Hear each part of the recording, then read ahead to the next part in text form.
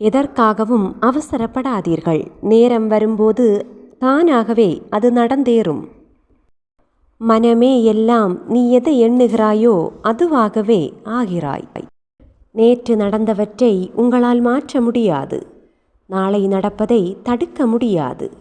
இன்றைய பொழுதில் இக்கணத்தில் வாழுங்கள். அதுதான் எல்லா துன்பங்களுக்கும் ஒரே தீர்வு. தனக்கு நிகழும் வரை எல்லாமே வேடிக்கைதான். உன் அன்பு எந்த இடத்தில் நிராகரிக்கப்பட்டாலும் இழப்பு உனக்கு இல்லை. நிராகரித்தவருக்கே என்பதை புரிந்து கொள். பிறருக்கு கொடுப்பதற்கு எதுவும் இல்லை எனில் கனிவான வார்த்தைகளையாவது பேசுங்கள். யாரையும் அதிகமாக நேசிக்காதே, துன்பப்படுவாய். எதையும் ஆழமாக யோசிக்காதே, குழம்பி விடுவாய்.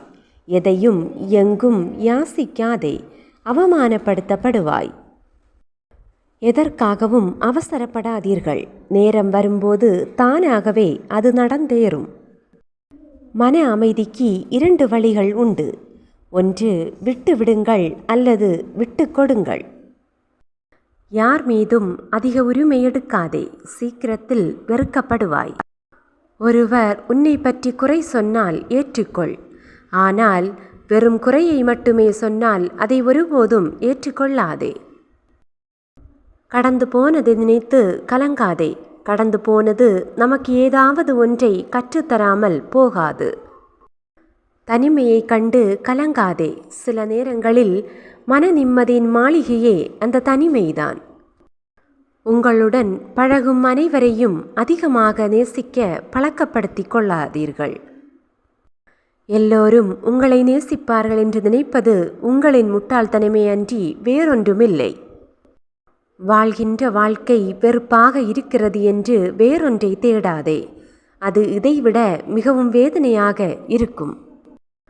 உனக்கு ஏற்றாற்போல் பேசி உன் ஆர்வத்தை அறிந்து கொண்டு அவர்களின் தேவையை பூர்த்தி செய்து கொள்ள நினைக்கும் ஆட்கள் இங்கு அதிகம். எனவே அவர்களிடம் கவனமாக இருங்கள். இதயபூர்வமாக காரியங்களை செய்பவர்க்கு இறைவன் எப்போதும் உதவி புரிவார். உன்னால் இயன்றவரை நற்செயல்களை செய். இறையாற்றல் உங்களோடு உண்டு.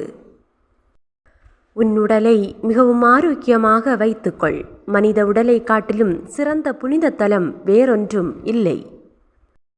எதிர்காலத்தில் என்ன நேருமோ என்று கணக்கு பார்த்து கொண்டிருப்பவனால் எதையும் சாதிக்கவே முடியாது.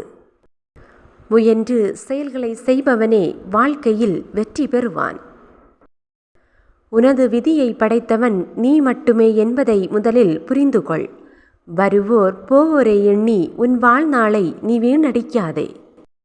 ஒரு செயலில் இறங்கும்போது உன்னை மட்டுமே நீ நம்பு.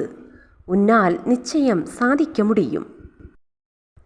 இந்த உலகில் எதிரிகளிடம் தோற்றவர்களை விட தன்னுடன் நிழல் போல தொடர்ந்தவர்களால் ஏமாற்றப்பட்டவர்களே அதிகம்.